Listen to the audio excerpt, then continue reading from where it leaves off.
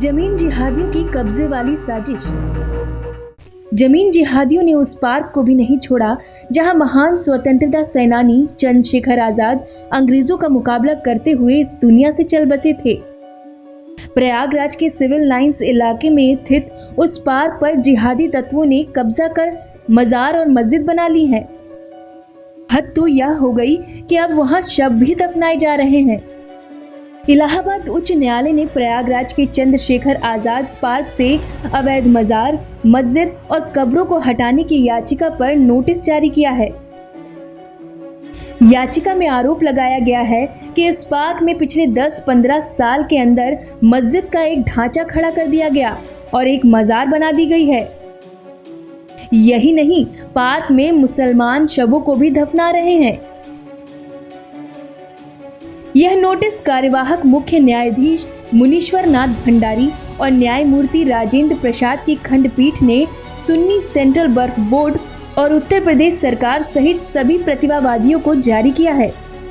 न्यायालय ने कहा कि पार्क में अतिक्रमण के मामले में 24 अप्रैल 1987 को भी एक आदेश दिया गया था।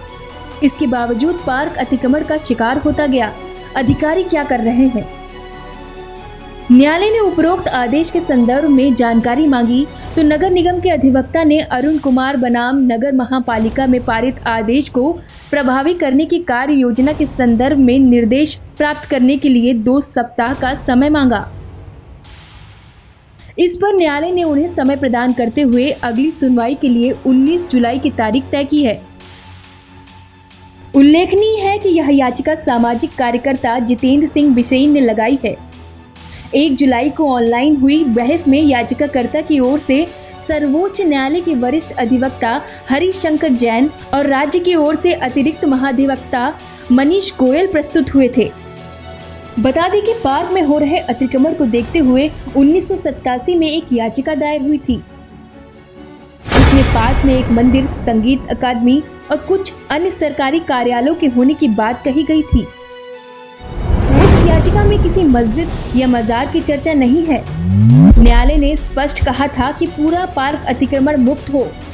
इसके बावजूद इस दिशा में कोई ठोस कार्रवाई नहीं हुई। इसका फायदा वहां के मुसलमानों ने उठाया। कहा जाता है कि पहले एक मजार बनाई गई, फिर मस्जिद का ढांचा खड़ा कर दिया गया। इसके बाद तो पार्क को कब्रिस्तान बना दिया गया। वहां शवों को दफनाया जाने लगा। बता दें कि इस पार्क में महान स्वतंत्रता सेनानी चंद्रशेखर आजाद ने अंतिम सांस ली थी। 27 फरवरी 1931 को अंग्रेजों से घिर जाने पर उन्होंने खुद ही अपने को गोली मार ली थी।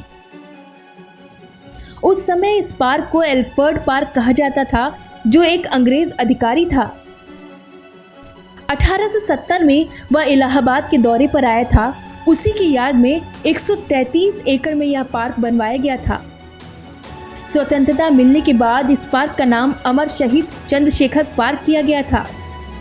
इतने महान स्वतंत्रता सेनानी से जुड़े इस पार्क पर अतिक्रमण होना कोई छोटी मोटी बात नहीं है। एक साजिश के तहत एक वर्ग ने इस पार्क पर कब्जा किया और जिन लोगों पर इस पार्क पर अतिक्रमण नहीं होने देने की जिम्मेदारी थी, वे लोग अपने राजनीतिक आकाओं के इशारों पर चुप रहे। राजनीतिक आका ऐसा इसलिए करते हैं कि उनका वोट बैंक बना रहे। इसी का फायदा जमीन जिहादियों ने उठाया है। याचिकाकर्ता जितेंद्र सिंह कहते हैं, पार्क में 5 रुपए का टिकट लेने के बाद ही प्रवेश मिलता है। इसके बावजूद वहां शव कैसे पहुंच रहे हैं? मजारें कैसे बन रही हैं? इसका मतलब साफ है कि कुछ तत्व ऐसे हैं जो पार्क पर कब्जा करने के खेल में शामिल हैं। अब वक्त आ गया है कि ऐसे जमीन जिहादियों पर सख्त से सख्त कार्रवाई की जाए, ताकि भविष्य में वो दोबारा ऐसा करने से पहले 100 बार सोचे कि इसका परिणाम बुरा होगा।